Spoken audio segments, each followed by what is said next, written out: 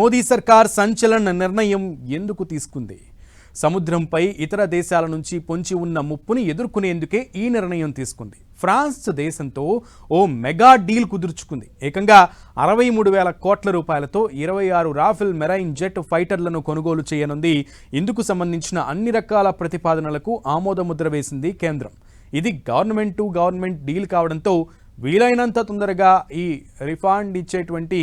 రఫ్ఫాడించేటువంటి Rafale ఫైటర్లు Indian నేవీకి అందుతాయనే అంచనాలు ఉన్నాయి.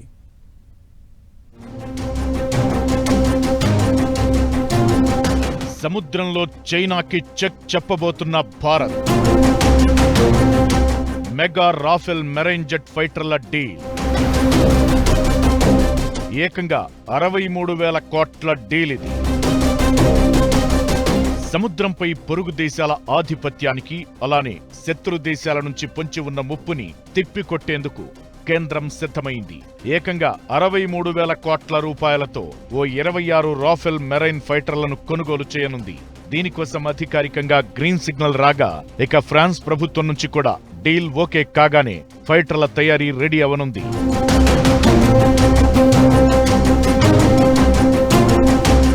నౌకా దళాన్ని మరింత బలోపేతం చేయడానికి 26 రాఫెల్ మెరైన్ జెట్ ఎయిర్ క్రాఫ్ట్లను కేంద్ర ప్రభుత్వం కొనుగోలు చేయనుంది. దీనికోసం 63,000 కోట్ల రూపాయలను ఖర్చు చేయనుంది. ఫ్రాన్స్ వీటిని తయారు చేయనుంది.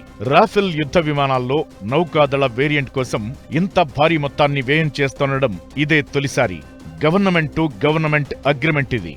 22 single seater, 4 twin seater jet ఫైటర్లతో పాటు ఫ్లీట్ మేనేజ్మెంట్, లాజిస్టికల్ సపోర్ట్, వీటిని నడిపించడంలో నౌకా దళాధికారులు, సిబ్బందికి శిక్షణ ఇవ్వడం, ఇతర ఆఫ్సెట్ బాధ్యతలకు సంబంధించిన ఓ సమగ్ర ప్యాకేజీకి కేంద్ర ప్రభుత్వం గ్రీన్ సిగ్నల్ ఇచ్చింది. ఈ ఒప్పందంపై కుదిరిన తేదీ నుంచి దాదాపు 4 నుంచి 5 సంవత్సరాల వ్యవధిలో భారత్కు Rafale marine jet aircraft ను సరఫరా చేస్తుంది ఫ్రాన్స్. 2029 చివర లేదా 2030 తొలి 3 నెలల వ్యవధిలో మొదటి విడతను రాఫెల్ మెరైన్ క్రాఫ్ట్స్ భారత్కు అందుతాయి. ఈ ప్రక్రియ మొత్తం కూడా 2031 నాటికి పూర్తవుతుంది.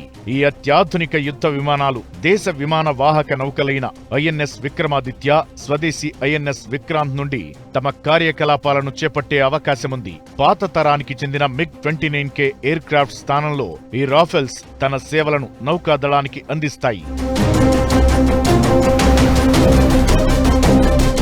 రాఫెల్ మెరైన్స్ ను విమాన వాహక నౌకల ఆధారిత కార్యకలాపాల కోసం ప్రత్యేకంగా డెవలప్ చేసింది ఫ్రాన్స్. షార్ట్ టేకాఫ్ దీని ప్రత్యేకత. తక్కువ స్థలంలో కూడా టేకాఫ్ తీసుకోగలుగుతుంది. క్షణాల వ్యవధిలో గాల్లోకి దూసుకెళ్లగలుగుతుంది. బలమైన ల్యాండింగ్ గేర్, అరెస్టర్ హుక్స్ కలిగి ఉండటం వీటి ప్రత్యేకతగా చెప్పుకోవచ్చు.